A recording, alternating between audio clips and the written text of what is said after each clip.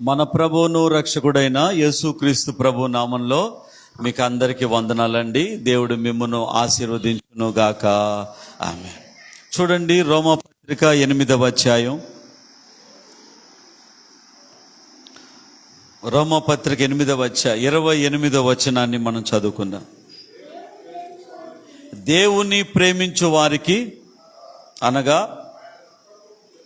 ఆయన సంకల్పము చొప్పున పిలువబడిన వారికి మేలు కలుగుటకై, ఏమి కలుగుటకై? మేలు కలుగుటకై సమస్తమును సమకూడి జరుగుచున్నవని ఎరుగుదుము. దేవుని నామానికి మహిమ కలుగును గాక. హల్లెలూయా. ప్రియ దేవుని బిడ్డలారా, ఈ చదువుబడిన వాక్యాన్ని పరిశీలిస్తే దేవుణ్ణి ప్రేమించు వారికి అందరూ వినాలి. ఈ వాక్యం ఎవరి గురించి రాయబడిందంటే, ఈ 28వ వాక్యము ఎవరి గురించి రాయబడిందంటే దేవుణ్ణి ప్రేమించు వారికి మాత్రమే రాయబడింది. అందరూ దీన్ని వర్తింప చేసుకోవద్దండి. అందరూ దీన్ని మీరు అన్వయించుకోవద్దు. ఈ వాక్యం నాకు వర్తిస్తుందని అనుకోవద్దు. మీ చెవులకి నా భాష మీకు అర్థమవుతుందని నేను నమ్ముతున్నా. ఈ వాక్యము ఎవరి గురించి రాయబడిందంటే దేవుణ్ణి ప్రేమించు వారికి మాత్రమే రాయబడింది. ఇప్పుడు మీరు చెప్పండి, మీ అంతరాత్మతో చెప్పండి, మీ మనస్సాక్షితో మీరు చెప్పండి, మీరు దేవుణ్ణి ప్రేమించేవారైనా? మీరు దేవుణ్ణి వారేనా?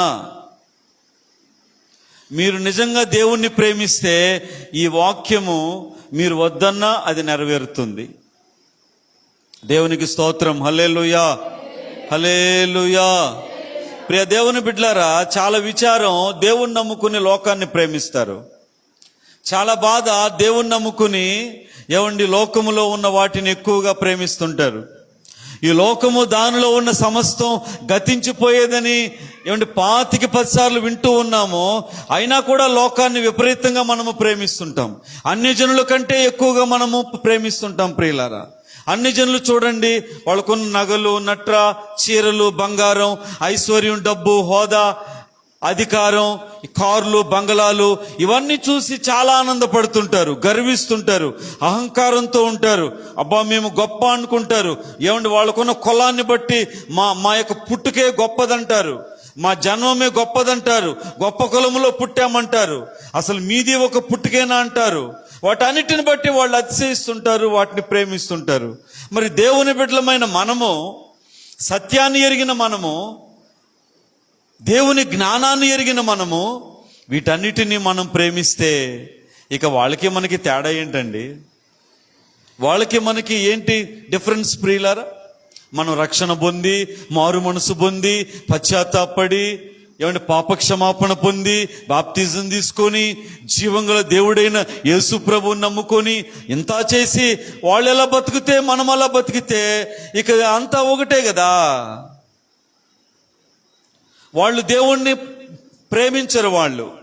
వాళ్ళు దేవుణ్ణి ప్రేమించడానికి కారణం ఏంటంటే, నువ్వు ఇది చేస్తే నేను అది చేస్తా మొక్కుకుంటారు. ఆ మొక్కు అది తీరితే మొక్కు చెల్లిస్తారు. ఇక బాయ్ బాయ్.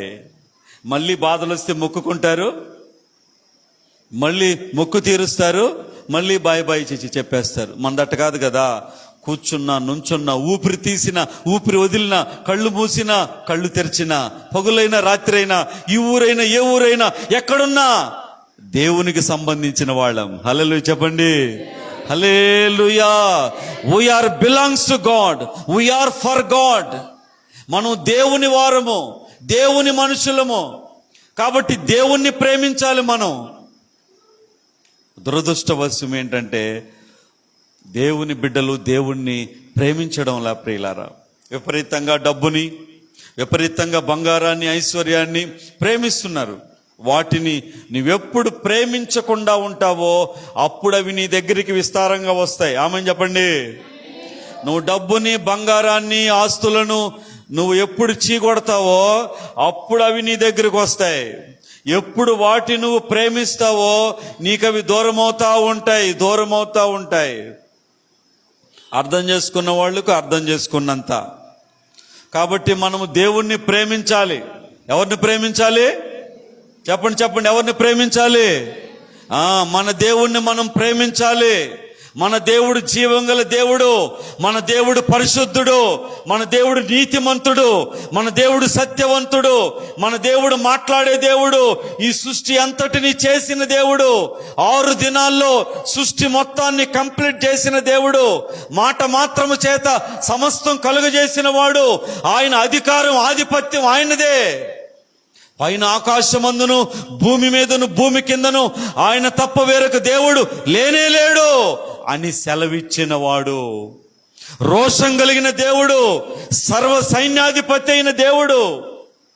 అలాంటి దేవుణ్ణి మనం నమ్ముకొని ఆ దేవుణ్ణి మనం ఏం చేయాలి? మనము ప్రేమించాలి. ఏం చేయాలి? మనము ప్రేమించాలి. అసలు మనం ప్రేమించక ముందే ఆ దేవుడు మనలను ప్రేమించాడు. ఆమేన్ చెప్పండి అందరూ. హల్లెలూయా.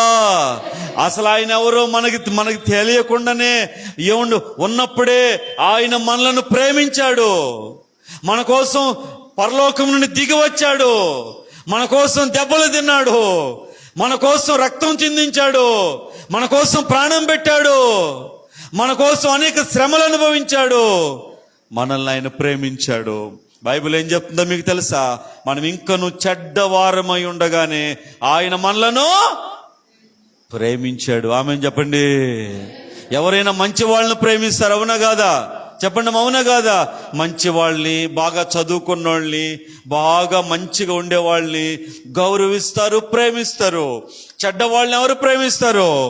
చెడ్డవాళ్ళని ఎవరు దగ్గర రానిస్తారు? చెడ్డవాళ్ళని ఎవరు ఆదరిస్తారు? మనం చెడ్డగా ఉన్నప్పుడు, చెడిపోయినప్పుడు, పాపం చేస్తున్నప్పుడు, మోసకారితనంగా బతికినప్పుడు, అబద్ధికులమైనప్పుడు, తాగుబోతులుగా ఉన్నప్పుడు, దోషులుగా ఉన్నప్పుడు, దొంగలుగా ఉన్నప్పుడు యేసయ్య మనలను ప్రేమించాడు. ఆ యొక్క వ్యభిచారములో పట్టబడిన స్త్రీని అందరూ రాళ్లతో కొట్టి చంపబోతుంటే ఆ స్త్రీని దేవుడు ప్రేమించాడు. జక్కయ్య ఇంటికి వెళ్ళి జక్కయ్యను ప్రేమించాడు. ఏంటి ప్రభు జక్కయ్య ఇంటికి పోయినాడు, ఈ జక్కయ్య అందరినీ బాధ పెట్టినవాడు అని అందరూ అనుకున్నారు. కానీ ఆ జక్కయ్య ఇంటికి పోయినాడు. ఏమండి పాపములు చేయు స్త్రీ, పాపము చేసే స్త్రీ యేసు ప్రభు తల మీదకి అత్తరు సీసా తీసుకొస్తే ఆయన తల మీద అత్తరు పోస్తే ఆమెను క్షమించి ఆమెను ఆదరించాడు. ఆమెను చెప్పండి. సిలువలో వేలాడుచున్న దొంగను దేవుడు ప్రేమించాడు. దేవుడు ఎవరిని ప్రేమించలేదండి? దొంగల్ని, ద్రోహుల్ని, తిరుగుబోతుల్ని, అబద్ధికుల్ని, సమరయ స్త్రీ లాంటి వాళ్ళని దేవుడు ప్రేమించాడు. ఈరోజు నిన్ను నన్ను దేవుడు ప్రేమించాడు, మన కోసం ప్రాణం పెట్టాడు. కాబట్టి ఇప్పుడు మనం ఏం చేయాలి? మన దేవుణ్ణి మనము చెప్పండి, మన దేవుణ్ణి మనము ప్రేమించాలి. మన దేవుణ్ణి మనం ప్రేమించాలి. దేవుణ్ణి ప్రేమించేవాడు ఒక చిన్న లాజిక్ మీకు చెప్పేదా? దేవుణ్ణి ప్రేమించేవాడు ఎప్పుడు దేవుడి సన్నిధిని కోరుకుంటాడు. Yes or no? చెప్పండి అమ్మా, చెప్పండి. అవును, దేవుడి సన్నిధిని ఆయన కోరుకుంటాడు. అవునా కాదా?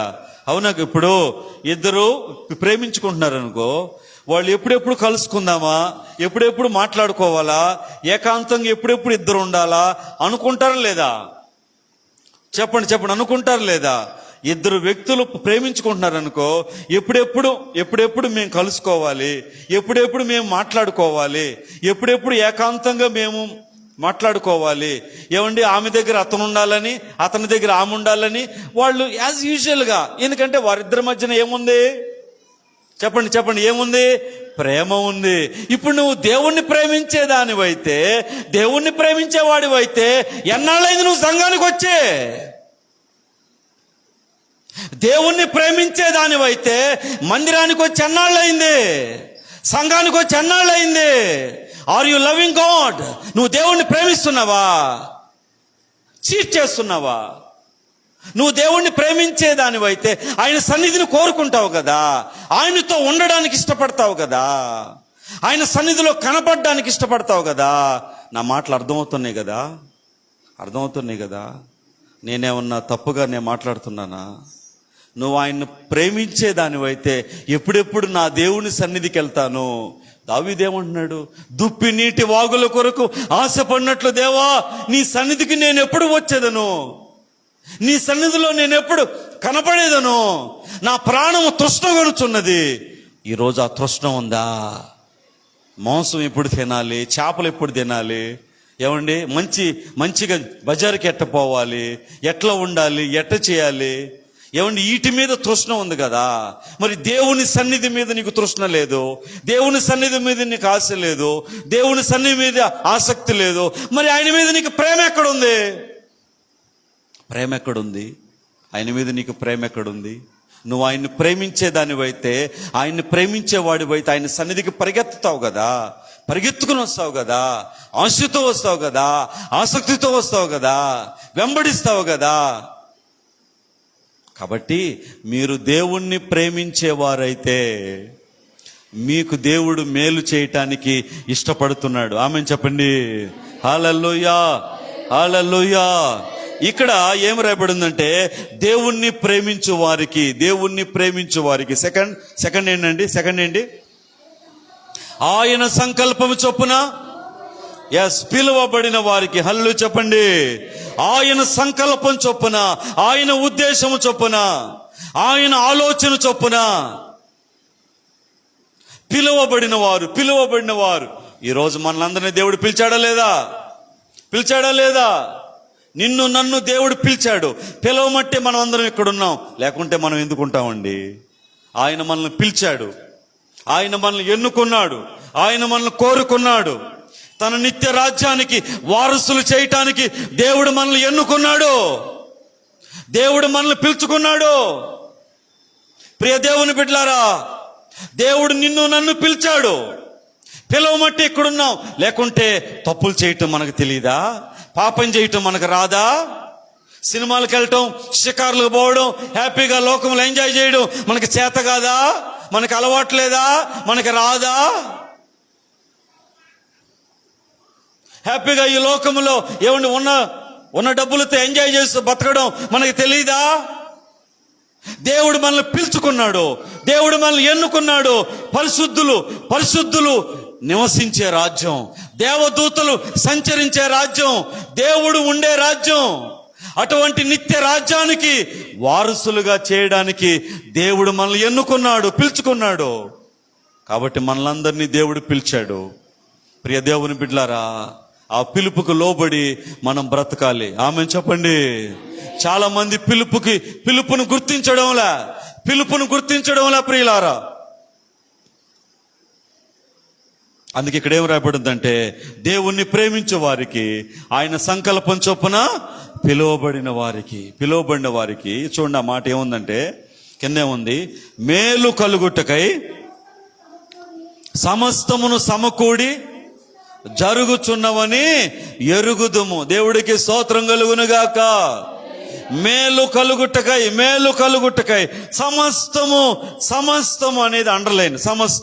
సమస్తము సమకూడి జరుగుచున్నవి అంటే, సమస్తం అంటే అందులో ఇబ్బంది రావచ్చు, శోధన రావచ్చు, బాధలు రావచ్చు, అనారోగ్యాలు రావచ్చు, అస్వస్థతలు రావచ్చు, ఇబ్బందులు రావచ్చు, ఏదైనా రావచ్చు. ఏదొచ్చినా అన్ని మేలు కలుగుటకే దేవుడు జరిగించే దేవుడు. ఆమెన్ చెప్పండి. హల్లెలూయా. అంటే నీకు ఇబ్బంది వచ్చినా అది ఇటు తిరిగి మేలుకే పోద్ది. శోధన వచ్చినా ఇటు తిరిగి మేలుకే పోద్ది. ఆపదొచ్చినా ఇటు తిరిగి మేలుకే పోద్ది. ఇక్కట్లు వచ్చినా ఇటు తిరిగి మేలుకే పోద్ది. సమస్తము సమకూడి మేలు కలుగుటకై దేవుడు జరిగిస్తున్నాడు. హల్లెలూయా. కాబట్టి ప్రియ దేవుని బిడ్డలారా, దేవుణ్ణి ప్రేమించే వారికి ఈరోజు ప్రియ సహోదరి సహోదరుడా, నువ్వు దేవుణ్ణి ప్రేమించాలి, దేవుని పిలుపును గుర్తించాలి, దేవుణ్ణి ప్రేమించాలి, దేవుని పిలుపును గుర్తించాలి. దేవుణ్ణి పిలుచుకున్నాడు, దేవుణ్ణి నేర్పరచుకున్నాడు. ఆ విధంగా నువ్వు దేవుణ్ణి ప్రేమించి ఆయన పిలుపుని నువ్వు గుర్తించి నీ జీవితాన్ని నువ్వు నడిపించుకోగలిగితే నీ జీవితంలో ఏది వచ్చినా అది దేవుడు మంచికే దానిని తీసుకెళ్తాడు. హల్లెలూయా చెప్పండి. హల్లెలూయా.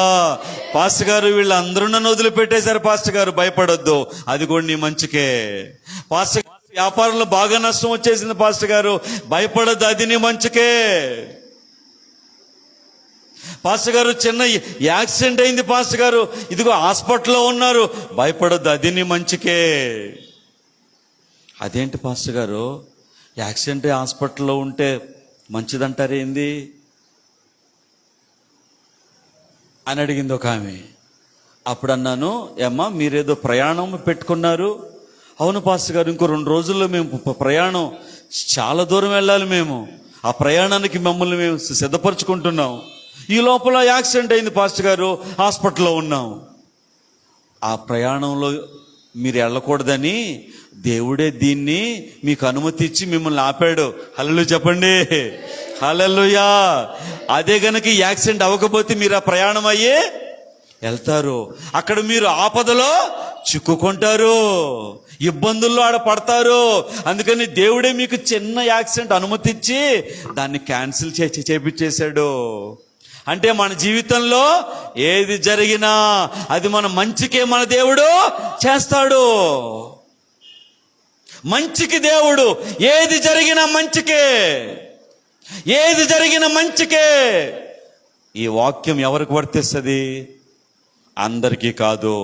ఎవరైతే దేవుణ్ణి ప్రేమిస్తారో, ఎవరైతే దేవుణ్ణి ప్రేమిస్తారో.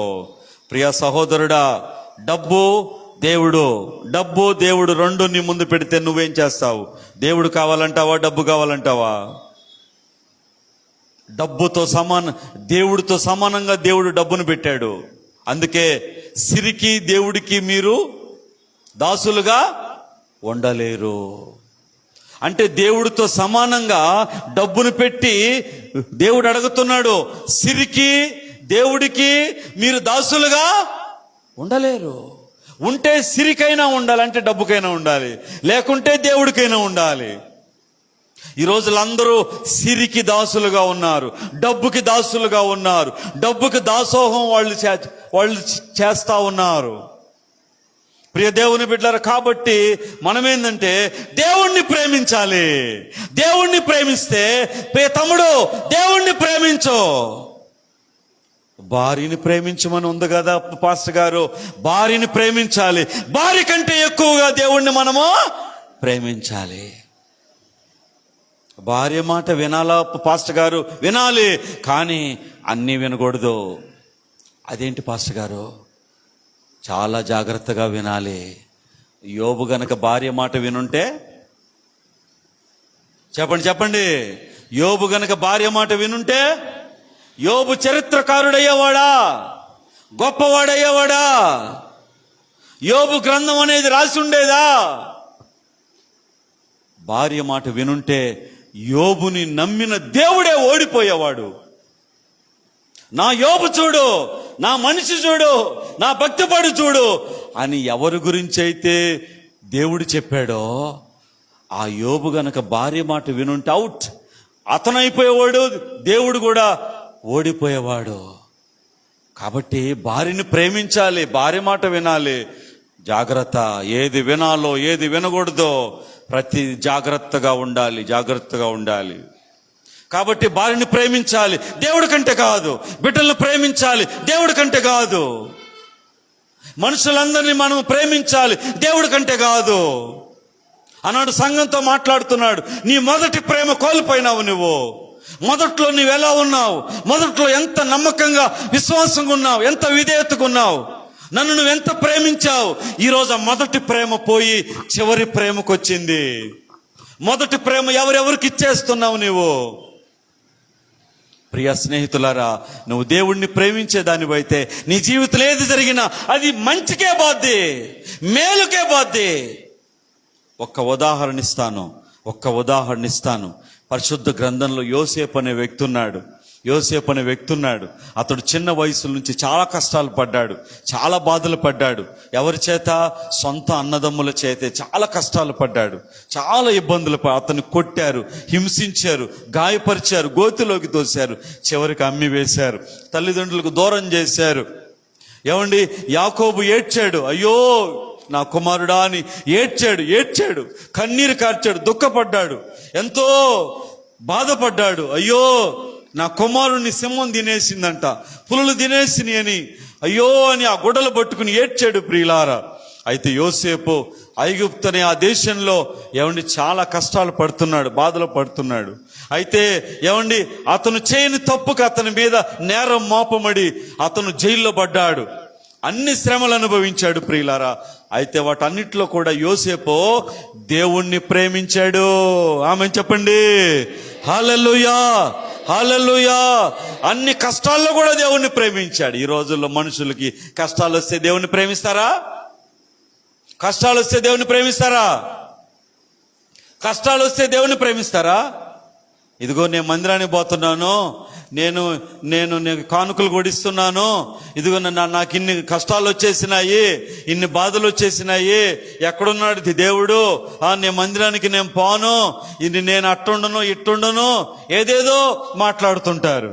కానీ యోసేపు అన్ని కష్టాల్లో కూడా దేవుణ్ణి విడిచిపెట్టలా, దేవుణ్ణి ప్రేమించడం ఆపలా, దేవుని యందు భయభక్తులు ఏవన్నీ కలిగి ఉండడం మానలేదు.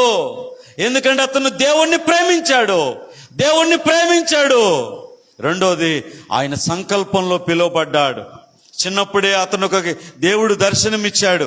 ఇదిగో కొన్ని ఏమండి ఆ యొక్క వరి ఏమండి ఆ యొక్క పనులు అతని పనేమో పైకి ఆకాశమునకు ఎత్తుకి నిలబడి ఉంది, మిగిలిన పనులన్నీ ఆయన వైపుకి సాగిల పడినట్టుగా పెట్టారు. అటువంటి దర్శనాన్ని యోసేపు చూశాడు. అప్పుడు యోసేపుకి దేవుడు జ్ఞానం ఇచ్చాడు.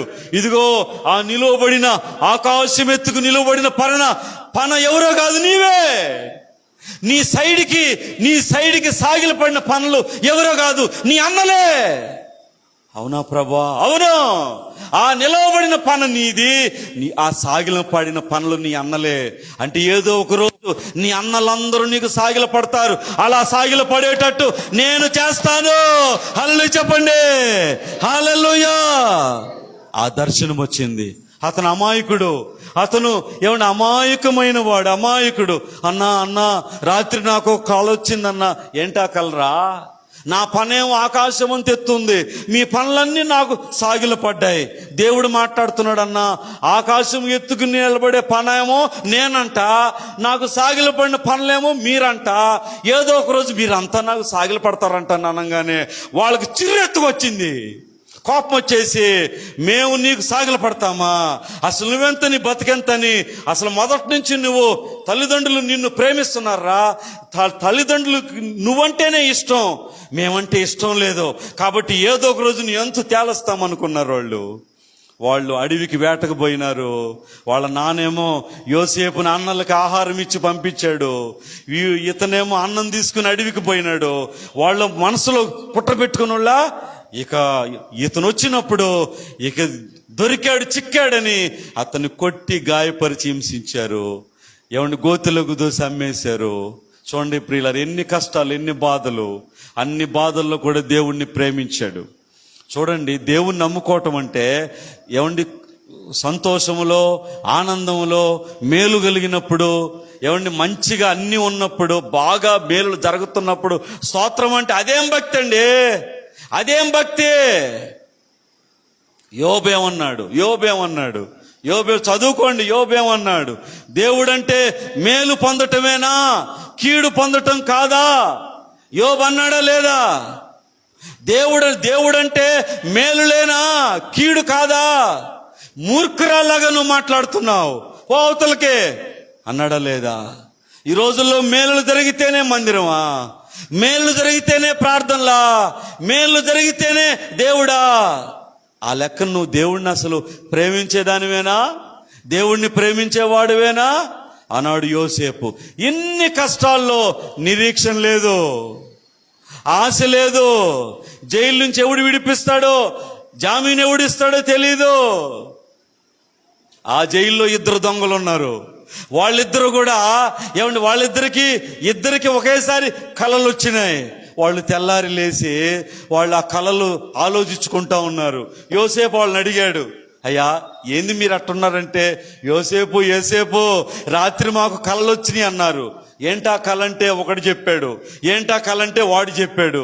యోసేపుకి దేవుడు జ్ఞానం ఇచ్చాడు కదా, అప్పుడు అతనికి ఏం చెప్పాడు, నువ్వు ఇంకా ఇదిగో కొద్ది రోజుల్లో నువ్వు విడుదలైపోతావు, మళ్ళా నీ పన్నీకి వచ్చేస్తుంది, నువ్వు మళ్ళీ బాగుంటావు అన్నాడు. ఇతనికి చెప్పాడు, నువ్వు కొద్ది రోజుల్లో నిన్ను ఉరి తీసేస్తారని చెప్పాడు. అప్పుడు యోసేపు చెప్పినట్టుగానే ఒక అతనికి విడుదల వచ్చేసింది. విడుదల వచ్చేసి అతను బయటికి వెళ్తున్నప్పుడు యోసేపు అతని దగ్గరికి పోయి, అయ్యా ఒక్కసారి నువ్వు బయటికి వెళ్ళినప్పుడు నన్ను మర్చిపోమాకయ్యా, నన్ను మర్చిపోమాక. ఇదిగో నీ కల బావు నుంచి చెప్పాను కదా, నువ్వు బయటికి వెళ్తావని నేను చెప్పాను కదా, నేను చెప్పినట్టే నువ్వు వెళ్తున్నావు కదా. నువ్వు బయటికి వెళ్ళిన తర్వాత రాజుతో నా గురించి చెప్పయ్యా, నేను ఏ తప్పు చేయలేదని రాజుతో చెప్పయ్యా, నాకు కొంచెం బయటకు వచ్చేటట్టు నన్ను చూడమన్నాడు. బయటికి వెళ్ళిన తర్వాత అతను యోసేపునే మర్చిపోయాడు. మనుషులు మర్చిపోతారు. మర్చిపోని వాడే నిజమైన మనిషి. ఆమెను చెప్పండి. ఆ విధంగా యోసేపుకి ఆశ లేదు, నిరీక్షణ లేదు, నన్ను ఎవడు విడిపిస్తాడని ఇది లేదు. కానీ దేవుడున్నాడు.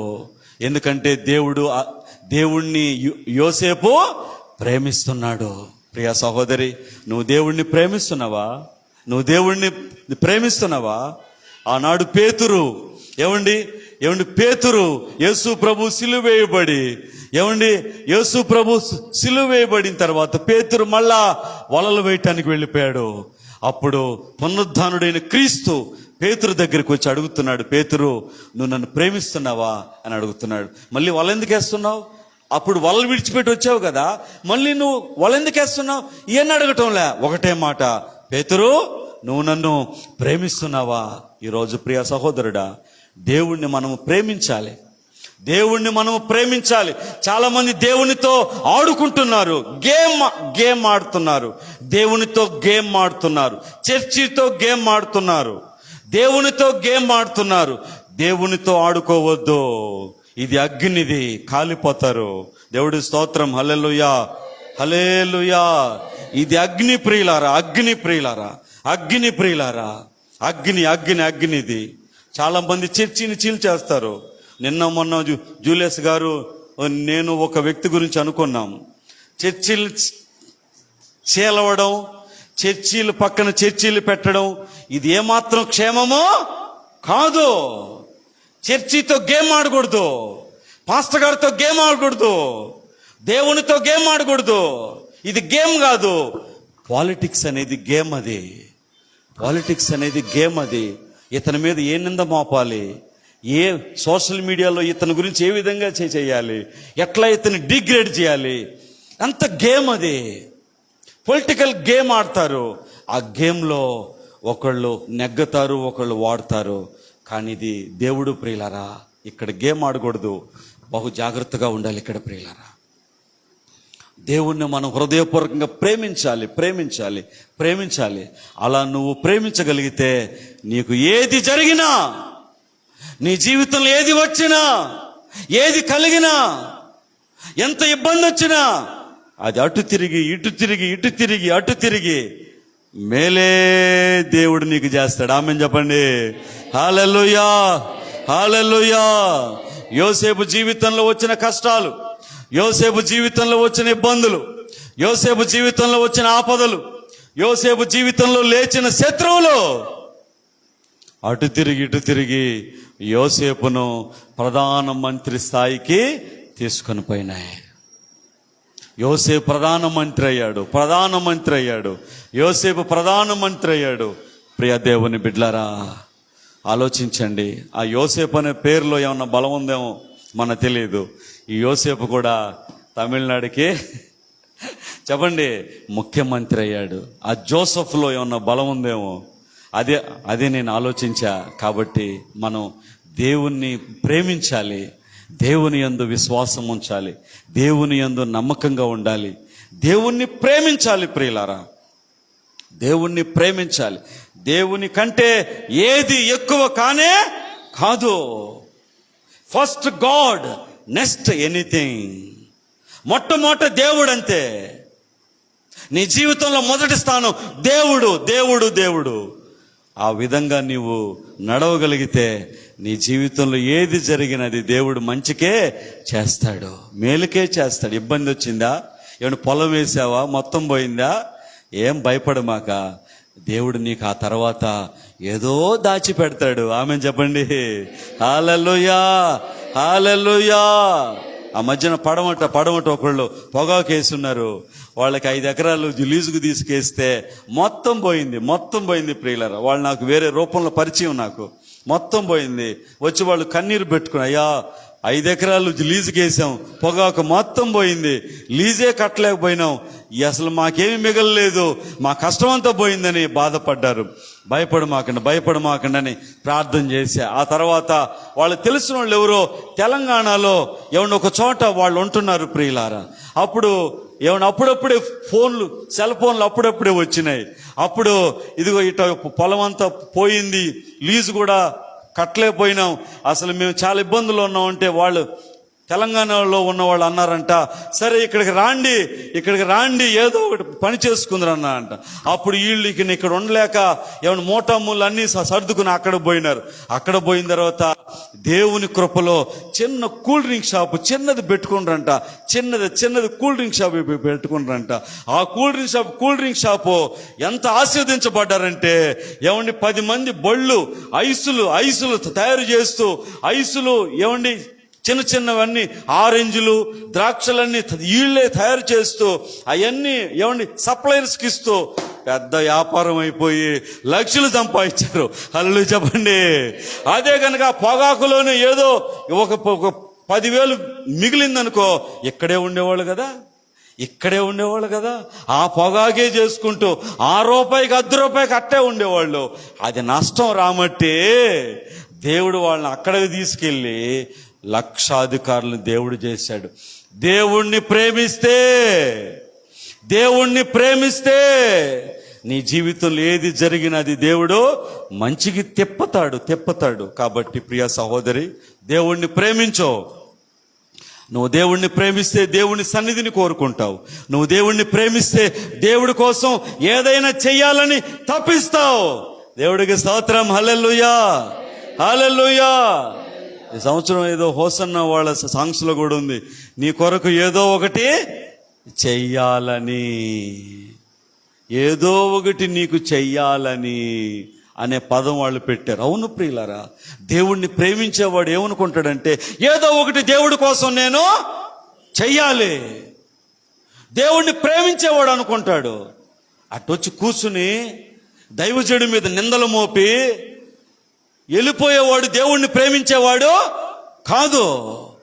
దేవుణ్ణి ప్రేమించేవాడు నా దేవుడి కోసం ఏదో ఒకటి చెయ్యాలి, నన్ను ఇంతటి వాణ్ణి చేసిన నా దేవుడి కోసం, ఇంత బ్రతికిచ్చిన నా దేవుడి కోసం, ఇంత మనిషిని చేసిన నా దేవుడి కోసం, ఇంత రక్షణ ఇచ్చిన నా దేవుడి కోసం, నా సంఘం కోసం ఏదో ఒకటి నేను చెయ్యాలి, తపన కలిగి ఉంటాడు. ఎవడో దేవుణ్ణి ప్రేమించేవాడు. దావీదు రాజు అయిన తర్వాత దావీదు కూడా అదే తపన, అయ్యా నేను చూడయ్యా మంచి సెంటు, మంచి ఏమండి సాంబ్రాణి, మంచి ఇంట్లో ఉన్నానయ్యా, నీ గుడారం చూస్తే ఏమండి డేరా కింద ఉందయ్యా, నీ కోసం నేను ఏదో ఒకటి నేను చేయాలయ్యా, నీ కోసం ఏదో ఒకటి నేను చెయ్యాలయ్యా అని దావీదు తపన పడ్డాడా లేదా? ఎందుకని? దావీదు దేవుణ్ణి ప్రేమిస్తున్నాడు. ఈరోజు ప్రియ తమ్ముడు, చెల్లి, నా మాటలు అర్థం చేసుకోండి. నువ్వు దేవుణ్ణి ప్రేమించేవాడివైతే దేవుడి కోసం నువ్వు ఏదైనా చెయ్యాలని తపన పడతావు ప్రియులారా. వాస్తవానికి మా దగ్గర డబ్బు లేదు, ఏమీ లేదు ప్రియులారా. ఈ సంవత్సరం VBS పెట్టాలి. పిల్లలకి మంచి పాఠాలు నేర్పించాలి. ఎందుకంటే పిల్లలు చెడిపోతే ఆ కుటుంబమే చీకటైపోద్ది కదా. మెయిన్ బిడ్డలే కదా. బిడ్డలు చెడిపోతే కుటుంబమే చీకటైపోద్ది కదా. అందుకని బిడ్డల కోసం మనం VBS పెట్టాలి. ఇప్పుడు ఏమ్మా ఒక్కటేనండి, ఉదయం 9 గంటల నుంచి సాయంకాలం 4 గంటల దాకా ఏదైనా పిల్లలకి పాటలని, రైమ్స్ అని, యాక్షన్ సాంగ్స్ అని, స్టోరీస్ అని, చిన్న చిన్న స్కిట్స్ అని, అవని ఇవని 9 నుంచి 4 గంటల దాకా వాళ్ళకి చెప్తున్నప్పుడు ఒక్క మాటైనా ఎక్కదా? మరి వాళ్ళ ఒక్క మాటైనా మనసులో, అందుటకు వాళ్ళకి చిన్నపిల్ల జ్ఞాపశక్తి ఎక్కువ, ఒక్క మాటైనా వాళ్ళకి మనసులోకి ఎక్కితే వాళ్ళు పెద్ద అయిన తర్వాత మర్చిపోరు కదా. అందుకోసం ప్రియులారా, మా దగ్గర డబ్బు లేదు, ధనం లేదు, ఏమీ లేదు, అయినా కూడా చాలా బాధ్యతగా, భారంగా, ప్రయాసతో 3 రోజులు VBS జరిపించాం ప్రియులారా. మనం ఏం చేస్తాం? మన దగ్గర ఏమీ లేదు, మనకే ఇబ్బందుల్లో ఉన్నామంటే ఏముండదు కదా. దేవుడు పని చేయాలి. అందుకే దేవుడిని ప్రేమించేవాడు దేవుడి కోసం ఏదైనా చేయాలని తప్పిస్తాడు. దేవుణ్ణి ప్రేమించేవాడు దేవుడి కోసం ఏదైనా చేయాలి, కష్టపడాలి, దేవుని కోసం ప్రయాసపడాలి, దేవుని కోసం నా బలాన్ని, ధనాన్ని, సమయాన్ని వెచ్చించాలి అని ప్రయాసపడతాడు. కాబట్టి నువ్వు దేవుణ్ణి ప్రేమిస్తే దేవుడు నీకు కూడా మేలు చేస్తాడు. నీ జీవితంలో ఏది జరిగినా మేలుగా మారుస్తాడు. దేవుడి స్తోత్రం. హల్లెలూయా, హల్లెలూయా. ప్రియ దేవుని బిడ్డలారా, అటు కృప దేవుడు మనందరికి అనుగ్రహించి మన కుటుంబాల్ని, మన సంఘాల్ని దేవుడు దీవించునుగాక. ఆమేన్. కళ్ళు మూసుకోండి, మనం ప్రార్థన చేసుకుందాం.